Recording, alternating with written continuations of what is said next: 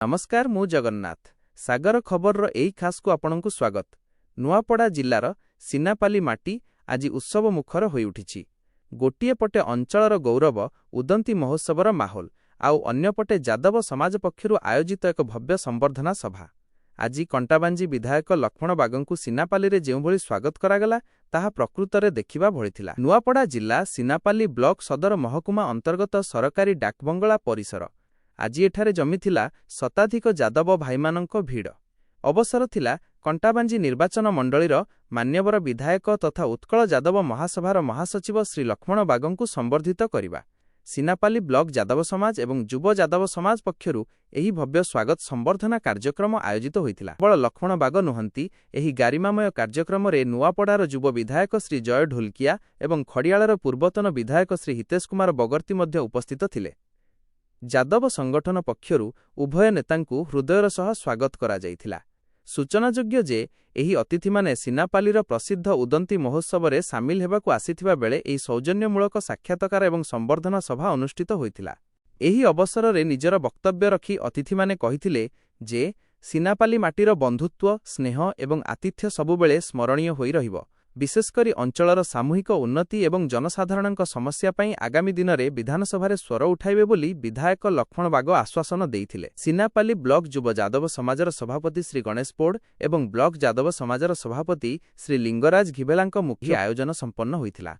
नुआपड़ा जिल्ला जादव समाजर कार्यकारी सभापति श्री सत्यव्रत गहिरंक सुचिंतित मार्गदर्शन रे एही कार्यक्रम सफलतार शीर्ष छुईथिला। एथिरे श्री रिखिराम बाग, मिथुन बाग, लक्ष्मण पोड़, जगदीश नागंक समेत पीतांबर नाग, दिवाकर सगड़िया, लक्ष्मण घिबेला एवं अन्यान्य वरिष्ठ सदस्य माने सक्रिय भावे सामिल थिले। शताधिक जादव कर्मकर्तांक उपस्थिति एही कार्यक्रमकु एक शक्तिशाली सामाजिक वार्तारे परिणत करिथिला। मोर ना हला दिवाकर सगड़िया, युव जादव सिनापाली ब्लॉक रो संपादक।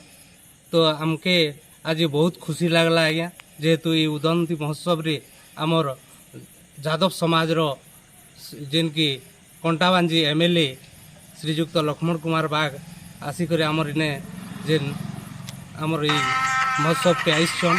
तेणु आम सिनापाली युव जादव तरफ हार्दिक हार्दिक अभिनंदन ज्ञापन कलु। आज्ञा आम स्वागत संबर्धना सहित आम सिनापाली ब्लॉक रो समस्त युव जादव माने मिसिकरी स्वागत कलु। जय जादव, जय माधव। मु श्री सत्यव्रत गहिर सिनापाली ब्लॉक जादव समाज उपदेष्टा तथा नुआपड़ा जिला समस्त समाज उपसभापति। आज आम गोटे भव्य समारोह होता जो आम उत्कल जादव महासभार महासचिव श्रीयुक्त लक्ष्मण बाग जी कंटाबांजी मान्यवर विधायक आम ये भव्य स्वागत कलु। आम जादव समाज तरफ शह शह संख्यार जादव बंधु उपस्थित हो फूल चंदन एवं पुनर्देही नीति आम स्वागत संबर्धना जनइलु।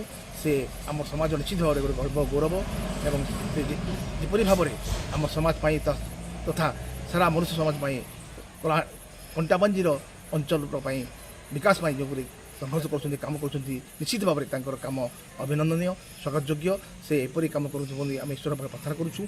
से आज आम सिनापाली ब्लॉक उदंती महोत्सव 21तम उत्सव को आसी पदार्पण कर आम आउ थे भव्य स्वागत जनईचु।